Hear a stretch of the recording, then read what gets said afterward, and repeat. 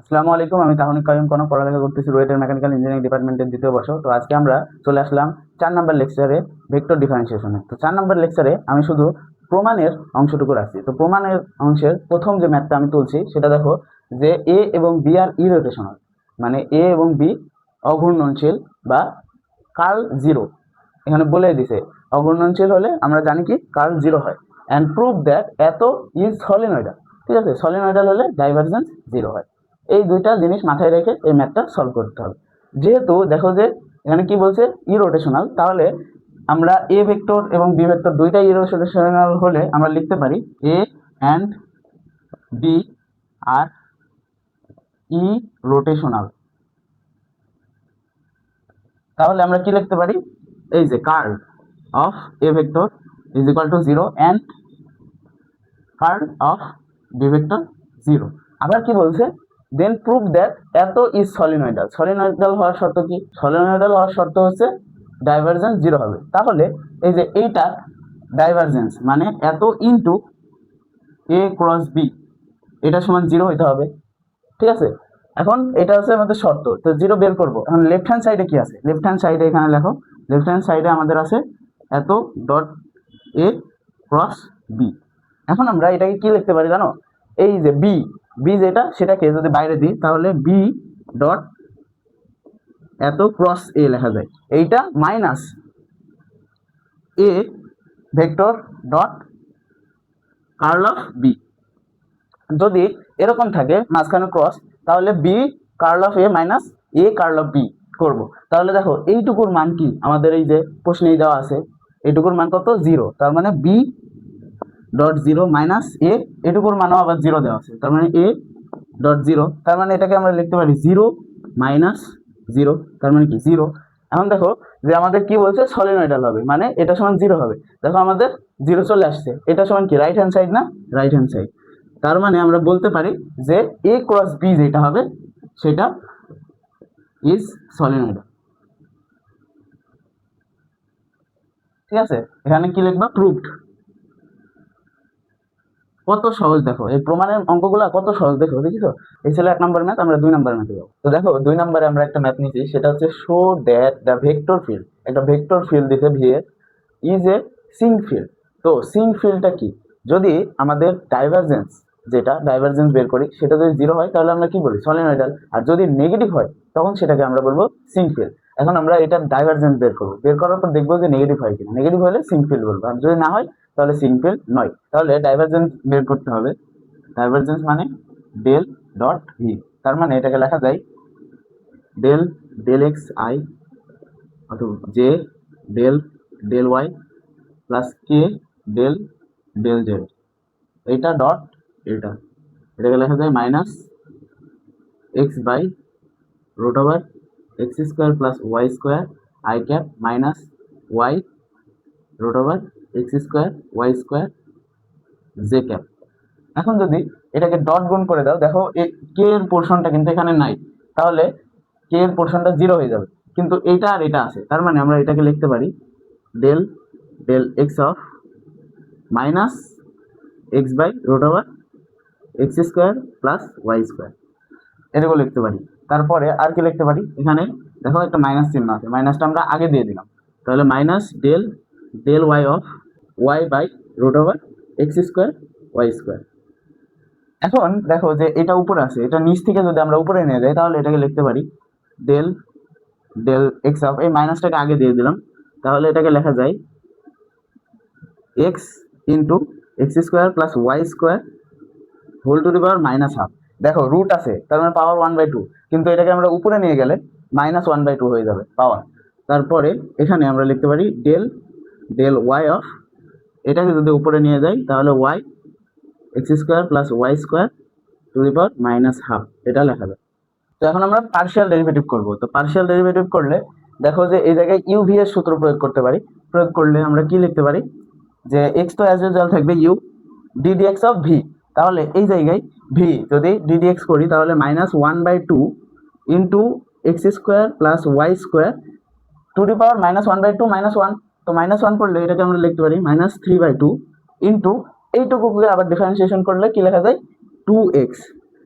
ঠিক আছে, এটুকু ডিফারেন্সিয়েশন করলে 2x, এরপরে কি প্লাস, প্লাস দিয়ে এটুকু তো অ্যাজ ইউজুয়াল থাকবে, আর x কে ডিফারেন্সিয়েশন করলে 1, তার মানে এখানে আমরা লিখতে পারি x² + y² টু দি পাওয়ার -1/2।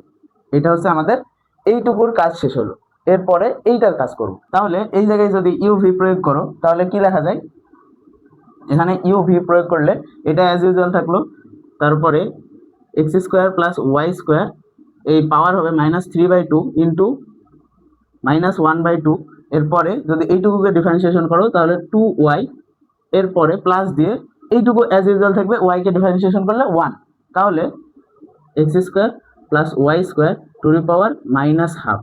এখন তোমরা জাস্ট এই যে মাইনাস আছে যেগুলো মাইনাস করে দিবা, তারপরে যোগ বিয়োগ করে ক্যালকুলেশন করলে যদি নেগেটিভ আসে তাহলে সিঙ্ক হবে, আর নেগেটিভ না আসলে সিঙ্ক হবে না, শেষ।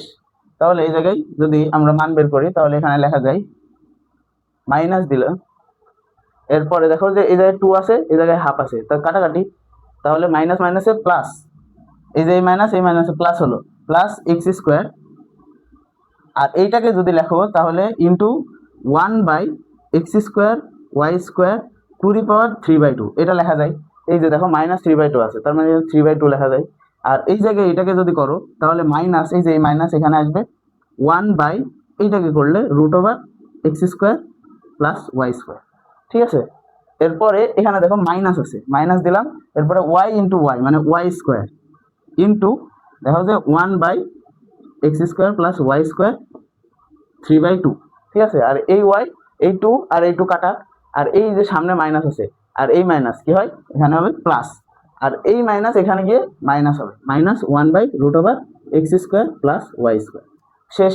এখন আমরা ক্যালকুলেশন করব। কি করব ক্যালকুলেশন, দেখো এই জায়গায় একটা মাইনাস আছে, এই জায়গায় একটা আছে, তাহলে দুইটা যদি রাশি যোগ করো তাহলে উপরে 2 আসবে, তাহলে এটাকে লেখা যায় 2/√x² + y², মানে এইটা আর এইটার কাজ শেষ। এখন আমরা কি করতে পারি, এই দুইটার কাজ করতে পারি। এই দুইটার কাজ কিভাবে করা যায়, দেখো যে এই জায়গায় x² আছে, এই জায়গায় y² আছে, আর এই দুই পাশেই কিন্তু এটা আছে, তাহলে এটা কমন নেওয়া যায়, তাহলে plus 1/x² + y² two the power 3/2 common নিলে x² + y² লেখা যায়।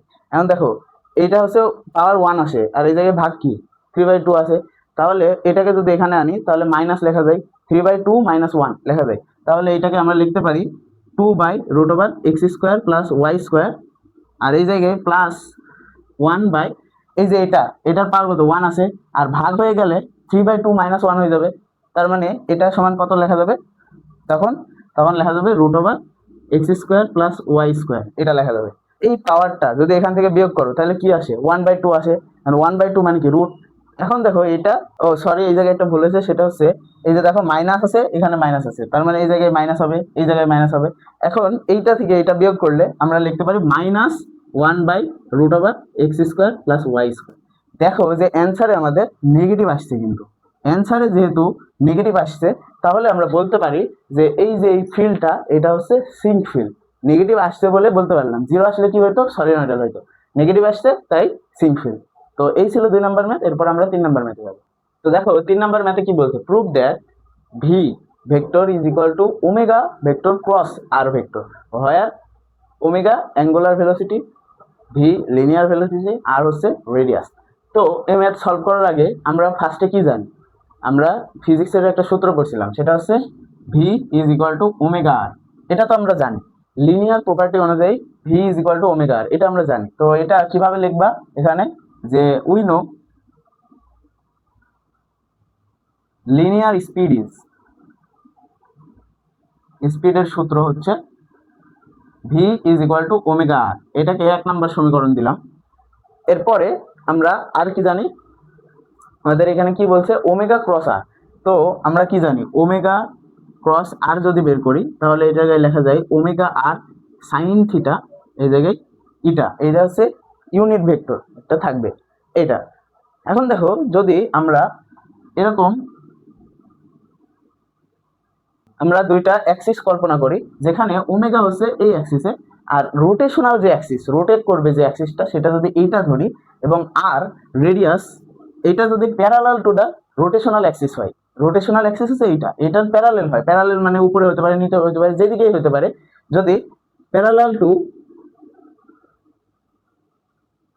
রোটেশনাল অ্যাক্সিস হয়, তাহলে এই যে এখান থেকে এই যে কোণটা হবে থিটা হবে, এটা হবে π/2। যদি আমরা প্যারালাল করে উপরেও নিই নিচেও নিই, যেখান থেকেই নিই, এই ওমেগার সাথে আর এর যে কোণ সেটা কিন্তু π/2ই থাকবে, কারণ parallel to the rotational axis. Rotational অ্যাক্সিসের সাথে সমান্তরালে থাকলে এই ওমেগার সাথে সেটা অবশ্যই 90 ডিগ্রি হবে। তাহলে আমরা যদি ওমেগা ক্রস আর এর মানটা বিবেচনা করি, তাহলে এখানে লেখা যায় ওমেগা আর সাইন থিটা, এটা লেখা যায়। এখন দেখো যে থিটা এর মান এখানে আমরা কত পাইছি, π/2। ওমেগা এবং আর এর মধ্যবর্তী কোণ কত, π/2। এখন আমরা এখানে যদি π/2 বসাই, তাহলে ওমেগা আর সাইন π/2, সাইন π/2 মানে কি 90 ডিগ্রি, সাইন 90 ডিগ্রির মান 1, তার মানে এটা হচ্ছে ওমেগা আর ইন্টু 1 মানে কত, ওমেগা আর। এখন এই ওমেগা আর সমান আমরা এই যে এখানে কি করছি, ভি, ভেলোসিটি, তাহলে এটা সমান লেখা যায় ভি।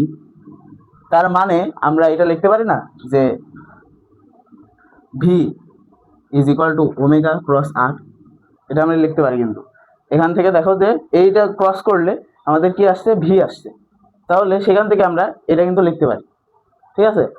তো এটা আমাদের দেখো যে এখানেই বলছে V is equal to omega cross R, তার মানে এটা প্রুভড, ঠিক আছে। যদি ওমেগা এবং আর রোটেশনাল অ্যাক্সিসের প্যারালালে যদি রেডিয়াস থাকে, তাহলে যদি মধ্যবর্তী কোণ 90 ডিগ্রি হয়, কোণ যদি 90 ডিগ্রি হয়, তাহলে এইটা সত্য, ঠিক আছে। এটাই আমরা প্রমাণ করলাম। তো এই ছিল আমাদের প্রমাণের অংশটুকু। তো এরই মাধ্যমে আমাদের ভেক্টর ডিফারেন্সিয়েশন শেষ হলো। এরপরে আমরা ভেক্টর ইন্টিগ্রেশন শুরু করব।